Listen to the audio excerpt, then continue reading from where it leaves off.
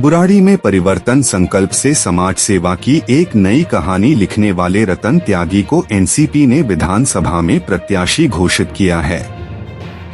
इस मौके पर प्रत्याशी रतन त्यागी ने एक बड़ी प्रेस कॉन्फ्रेंस करके मौजूदा राजनीतिक व्यवस्था पर तीखे आरोप लगाए। बुराड़ी विधानसभा में एनसीपी पार्टी किन मुद्दों पर चुनाव मैदान में उतरेगी, ये जानने के लिए देखिए ये पूरा प्रेस कॉन्फ्रेंस। सभी पत्रकार बंधुओं का बहुत बहुत स्वागत है। आज हमने बुराड़ी विधानसभा को लेकर ये जो प्रेस कॉन्फ्रेंस रखी थी, इसका विषय ये था कि नेशनलिस्ट कांग्रेस पार्टी एनसीपी ने दिल्ली में 11 उम्मीदवारों की पहली सूची जारी की है, जिसमें हमें बुराड़ी विधानसभा से पार्टी का प्रत्याशी बनाया गया है। तो एक तो ये है, दूसरा पार्टी पूरे दमखम से दिल्ली विधानसभा के चुनाव में लड़ने जा रही है और हम प्रयास करेंगे कि ज़्यादा से ज़्यादा सीटों पे हम चुनाव लड़ेंगे और जो भी मुद्दे दिल्ली के हैं उस पर हम अपनी बात रखेंगे और जनता के बीच जाकर दिल्ली के जो चुनाव है विधानसभा के उसमें भाग लेंगे और प्रयास करेंगे कि जिस तरह महाराष्ट्र में एनसीपी ने एक अच्छा स्टेप लिया और एक परिवर्तन में वो कामयाब रहे, तो उसी तरीके से हम लोग दिल्ली में उसको दोहराने का प्रयास करेंगे।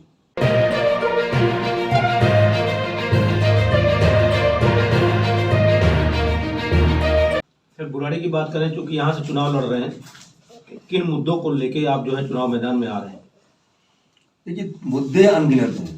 जो बुराड़ी विधानसभा में जो मुद्दे हैं वो दिल्ली में ज़्यादातर जगह पे ऐसे हैं। यहाँ के विधायक से लेकर सरकार तक सभी मुद्दों पे लगभग फेल हुई है। इन्होंने प्रॉमिस किया था कि हम लोग पूरे 24 घंटे आरओ का पानी उपलब्ध कराएंगे। 24 घंटे तो छोड़ो, आरओ का पानी तो छोड़ो, नाली का गंदा पानी लोगों को पीना पड़ रहा है। सड़कें इतनी खराब है, सैलरी दे नहीं पा रहे एम्प्लॉयज़ की। दूसरा ये कि इनको फंड की कमी के कारण प्लास्टिक के सीवर डालने पड़े। पहली बार ऐसा देखने को मिला कि कोई सरकार सीमेंट के सीवर ना डाल के प्लास्टिक के सीवर डालने को मजबूर है। इसका एक ही कारण है कि इनके पास कोई फंड नहीं है। फंड इन्होंने फालतू चीज़ों में खर्च कर दिया और ये मूलभूत आवश्यकता पे ये खर्च नहीं कर पाए, तो दिल्ली को डबल नुकसान हुआ। ना तो उसको अच्छे सीवर मिल पाए और उसका फंड भी खराब हो रहा है। तो मुद्दे अनगिनत हैं और सभी मुद्दों पे हम लोग काम करेंगे। ये तो बुराड़ी का मुद्दा हो गया, आपका मुद्दा क्या होगा? बुराड़ी का मुद्दा ही हमारा मुद्दा है। हमारा मुद्दा कोई अलग से तो है नहीं। जो बुराड़ी की समस्याएं हैं वो हमारी समस्याएं हैं। जिन पे बुराड़ी को एक राहत मिलनी चाहिए थी वही हमें राहत चाहिए। जो पानी अच्छा आना चाहिए था वही पानी हमें अच्छा करना है। हमें केवल परिवर्तन संकल्प का हमारा जो पहले से हम अभियान चला रहे हैं उसी को लेके हमें आगे बढ़ना है। परिवर्तन करना है, गंदे पानी से लेके साफ पानी के लिए परिवर्तन, घटिया सीवर से अच्छे सीवर की तरफ परिवर्तन, घटिया सड़कों से अच्छी सड़कों की तरफ परिवर्तन। तो ये परिवर्तन का जो हमारा संकल्प है काफी दिन से चल रहा है, उसी पे हम काम करेंगे।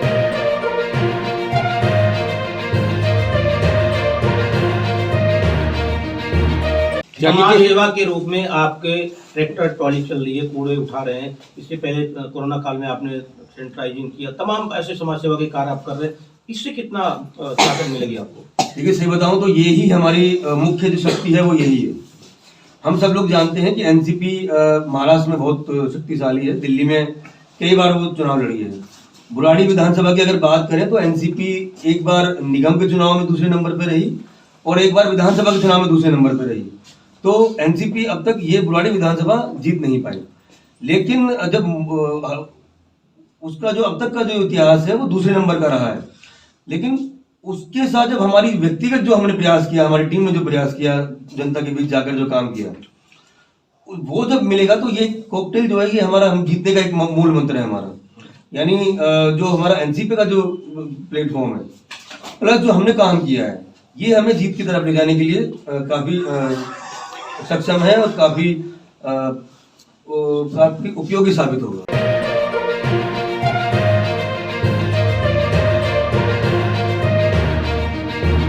रतन जी, यहाँ दिल्ली में प्रवासियों की संख्या काफ़ी ज़्यादा है और ख़ासतौर से बुराड़ी में, तो आपकी क्या स्कीम होगी उनके लिए? देखिए, प्रवासी जो भारतीय दिल्ली में रहते हैं वो सब हमारे लिए जिम्मेदारी है, चाहे वो उत्तराखंड समाज से हो, पूर्वांचल से हो। देखने को ये आ रहा है कि जो अभी की जो मौजूदा विधायक हैं या जो सरकारें हैं वो क्षेत्रवाद के आधार पे निर्णय ले रही है। उत्तराखंडी है तो उसको ये बोलना है, पूर्वांचली है तो उसको ये बोलना है, जबकि कर किसी के लिए कुछ भी नहीं रहे हैं। तो हमारी योजनाएं यही है कि बुराड़ी एक विधानसभा एक परिवार के रूप में सबके लिए बराबर सुविधाएं हों और उनकी संस्कृति का विशेष ध्यान रखा जाए। जैसे कि आप देख सकते हैं कि उत्तराखंड के जो लोग हैं उनके लिए कुछ नहीं किया आज तक। उतने घाट बनाने की बात करें, कुछ नहीं बनाया उनके लिए। और जो छठ घाट थे उनके लिए कुछ कोई नहीं दिया। जो घाट पहले से वो लोग बनाते थे उन सबको भी नहीं पक्का कर पाए, नए घाट तो बहुत दूर की बात है। तो ये किसी भी समाज के लिए कुछ नहीं कर पाए। और अभी हम पीछे देखा हमने कि इन्होंने मैथिल समाज को बड़ा नीचा दिखाया। अब ये मैथिल समाज को लेके एक नई लेटर लिख रहे हैं कि हमने अमित शाह को लिखा, उसको लिखा। ये नौबत क्यों आई?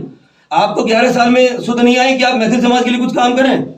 आपको चुनाव से केवल 20 दिन पहले जब आपके ऊपर ये ठप्पा लग गया कि आप मैथिल समाज के खिलाफ हैं, उसके विरोधी हैं, तब आप अमित शाह को लिख रहे हो कि भाई हम मैथिल के लिए कुछ करना चाहते हैं। उसका लेटर को आप फेसबुक पे डाल रहे हो। ये हथकंडा आप चलने वाला नहीं है। दिसंबर के महीने में आप सब कुछ कर रहे हो, अगले महीने आचार संहिता लगने वाली है। तो आप दिखावा करना बंद करो और अब चुनाव में आओ, जनता बताएगी क्या होता है।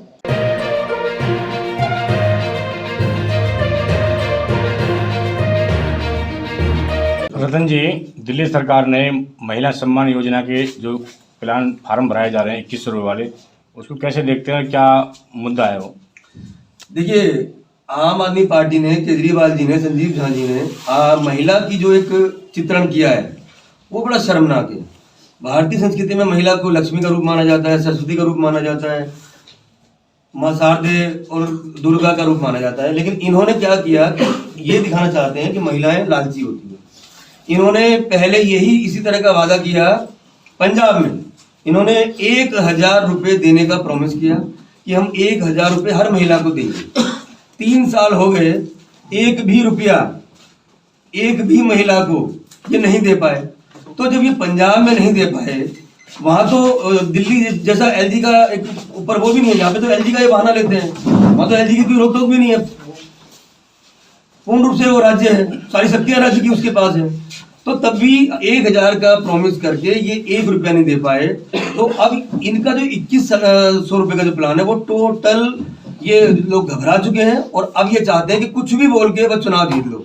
एक तरफ तो ये महिला सम्मान की बात कर रहे हैं, दूसरी तरफ ये महिला के मुख्यमंत्री होने के नाते उसका फोटो तक नहीं लगाते हैं। तो किस सम्मान की बात कर रहे हैं?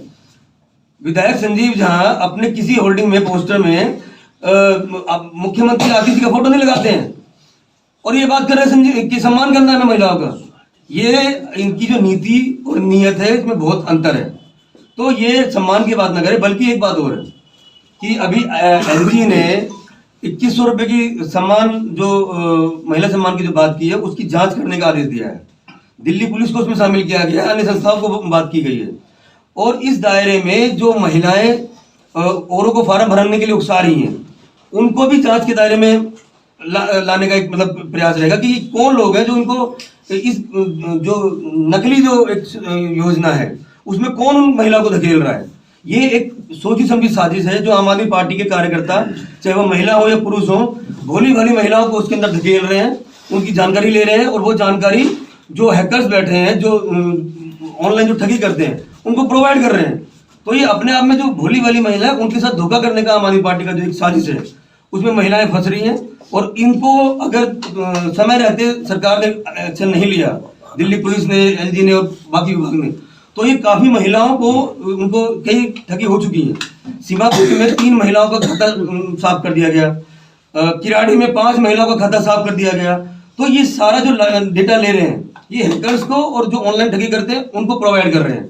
और इसमें आम आदमी पार्टी के पुरुष कार्यकर्ता साथ में महिला कार्यकर्ता भी शामिल हैं और ये बहुत गंभीर विषय है।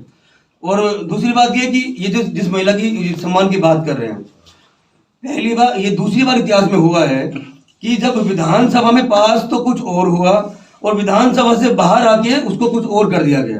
पहली बार आपको याद हुआ कि मनमोहन सिंह के टाइम पे मनमोहन सिंह जी का एक विधेयक था, उसको राहुल गांधी ने बाहर आके फाड़ दिया, उसको बदल दिया। और ये दूसरी बार हो रहा है कि विधानसभा में पास हुआ केवल 1000 के लिए और बाहर आके केजरीवाल बोल रहे हैं 2100 रुपये। ये दूसरी बार हुआ है जब संविधान का खुलेआम मजाक उड़ाया गया और जो संविधान की जिसकी बात करते हैं उसका कोई इनको सम्मान नहीं, ये साबित हो गया। तो इसमें और भी सवाल उठ रहे हैं। केजरीवाल इतनी बड़ी बड़ी घोषणाएं कर रहे हैं, सुप्रीम कोर्ट को सख्त लहजे में बोलना पड़ा कि आप मुख्यमंत्री के रूप में कोई भी काम नहीं कर सकते हैं, आपको साइन तक करने तक का अधिकार नहीं है, आप दफ्तर नहीं जा सकते हैं। और दूसरी तरफ केजरीवाल घोषणा पे घोषणा कर रहे हैं। तो ये बहुत विरोधाभासी बातें हैं। और पहली बार ऐसा हुआ कि सरकार में रहते हुए सरकार के मंत्री कुछ और बोल रहे हैं और मंत्रालय कुछ और बोल रहे हैं। तो ये बड़ा गंभीर विषय है और इससे ही चलता है पता कि आम आदमी पार्टी बिल्कुल अराजक है, इनका भारतीय संविधान में कोई विश्वास नहीं है और ये लोग भारतीय जो संस्कृति है जो उसके लिए खतरा साबित हो गए। ये ऐसी स्थिति इन्होंने पैदा कर दी है।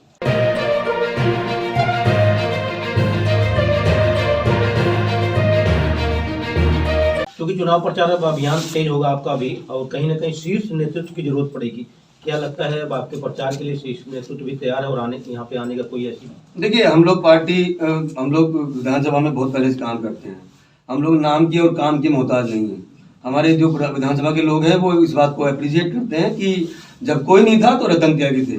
इस बात का ये हमारी उपलब्धि है और इस बात पे हमें गर्व है कि हम और हमारी टीम हमेशा पब्लिक के साथ खड़े रहे और हमें ये दिखाने की जरूरत नहीं है कि कोई बड़ा नेता आएगा हमारे लिए वोट मांगेगा तो हम जीतेंगे।